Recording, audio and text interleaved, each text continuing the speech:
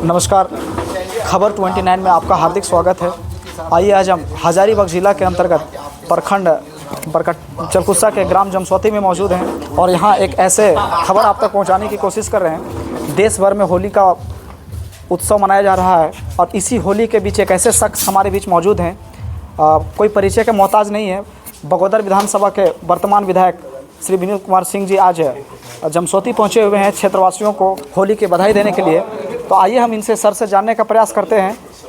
आज इस क्षेत्र में भ्रमण के लिए लोगों से मिलने के लिए आए हुए हैं इस पवित्र होली के त्यौहार में। तो आइए हम सर से जानने का प्रयास करते हैं कि क्या है इनका राय और क्या कहते हैं आज होली के। सर, सबसे पहले खबर 29 में आपका हार्दिक स्वागत है। सर जी शुक्रिया। आज पवित्र होली के त्यौहार में क्षेत्रवासियों से मिलने के लिए आए हुए हैं सर, क्या कहना चाहेंगे? आज होली के त्यौहार में भी चूँकि दुर्घटनाएं घटती हैं तो कोई दिन और तारीख का इंतज़ार नहीं करती हैं और जाहिर सी बात है, सारे लोग जानते हैं कि इस पूरे कोडरमा लोकसभा क्षेत्र में आज ग्रामीण अर्थव्यवस्था टिकी हुई है तो प्रवासी मजदूरों में।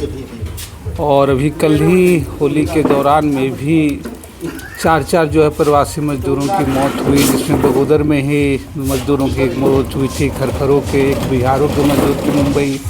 और अभी जो सूचना मिली थी हम लोगों की कोन्हरा जो है यहाँ पर, वहाँ के एक मजदूर की जो है वो वहाँ पे विठल नगर में जो है वहाँ पे उनकी मौत हुई। तो हम लोग उनके परिजनों से मिल रहे आए थे कि वहाँ वो बॉडी आए, परिवार को मुआवजा मिले। इसके अलावा झिंगी बराएँ एक गाँव है, वहाँ का भी एक मजदूर जो कलकत्ता में काम करता था, उसके भी बीमारी से मौत हुई है। तो उन परिजनों से मिलने हम लोग आए हुए थे। और पिछले दिनों एक बच्चे की जो है दुखद मौत हो गई, अभी उन पूरी स्थितियों की जांच होनी है।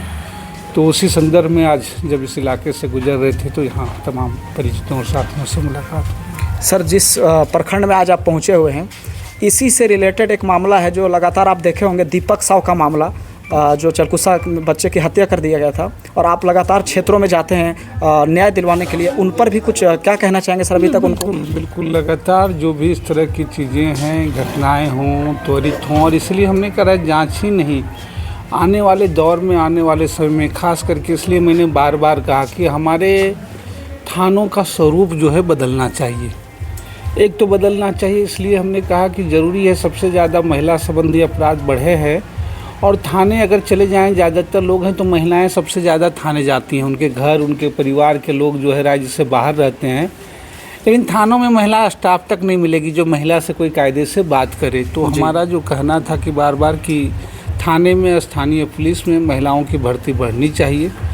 दूसरी हम करें कि अभी थानों के ऊपर लोड और ज़्यादा चीज़ें बढ़नी, और अब अपराध के घटनाओं के लिए स्पेशल जिला में नहीं जो कम से कम अनुमंडल आधारित जो एक स्पेशल टास्क फोर्स बनाने चाहिए, जो कि जब इस तरह की कोई क्राइम और अपराध की घटनाएं करती हैं उस पर विशेष फोकस करे। क्योंकि थाने का जो पुलिस बल होता है और जो चीज़ें घटनाएं होती हैं उसमें तरह तरह की चीज़ें रहते हैं, और जिस मसले पे त्वरित कार्रवाई होनी चाहिए, फास्ट होनी चाहिए, उस पर सुस्ती आ जाती है। तो मुझे लग रहा है कि सचमुच में हमारे थाने का, तमाम लोगों का उस ढांचे को थोड़ा सा बदलने की ज़रूरत है। अभी तो वर्तमान में आपकी सरकार है, सर, गठबंधन से आप सरकार हैं, और ये सवाल बिल्कुल पहली बात तो बता दे रहा हूँ, हमारी सरकार कोई नहीं है। ज़रूर इस बार हमने समर्थन दिया था और इसीलिए कह दिया था क्योंकि कोई सरकार, किसी को चुनना और हटाना जनता का काम है। जनता वोट से देती है, वोट से जीतती है। लेकिन यहाँ भारतीय जनता पार्टी आई है तो स्थितियाँ ये हो गई है, चुनाव पीछे हो गया है। जहाँ चुनाव में भी लोग पीछे से जनता ने जिसको बाहर कर देती है, वहाँ खरीद फरोख्त से, सीबीआई, ईडी दर से, उससे सरकारें बनाई गिराई जाती है। वो चाहे महाराष्ट्र हो, चाहे मध्य प्रदेश हो, चाहे कर्नाटका हो, और झारखंड में भी लगातार यही कोशिश की जा रही है।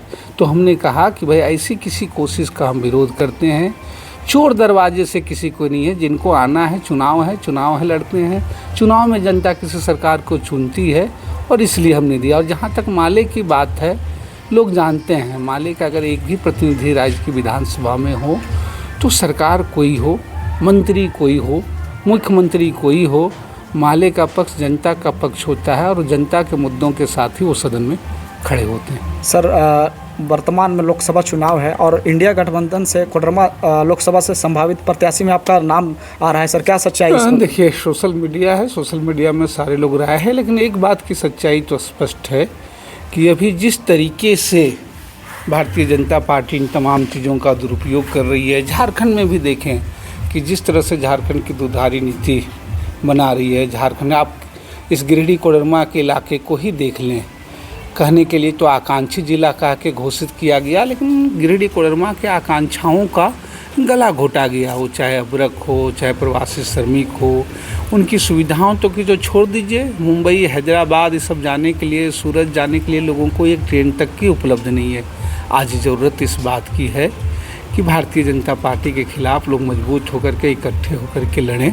और उस मायने में अगर देखें तो कोडरमा लोकसभा में भाकपा माले एक मजबूत विकल्प है, जहां हम अकेले लड़ाई लड़ते हुए भी कई बार जो है मोर्चे पे आगे रहे हैं। और इसीलिए लोगों से अपील भी है, गठबंधन से भी, कि भाकपा माले जो यहाँ पर दिया जाए, और इसी नाते जो है भाकपा माले कोडरमा लोकसभा सीट से लड़ेगी। तो इसमें नामकरण जो किया गया है, जाहिर सी बात है, अभी समय है और कुछ दिनों के स्थिति में स्थितियाँ भी स्पष्ट हो जाएंगी कौन चुनाव लड़ेंगे।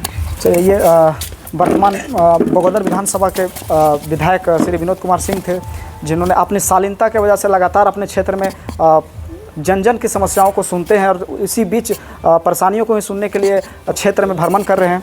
तो इसी प्रकार से और भी तमाम खबर को जानने के लिए, सुनने के लिए खबर 29 के साथ बने रहें। धन्यवाद।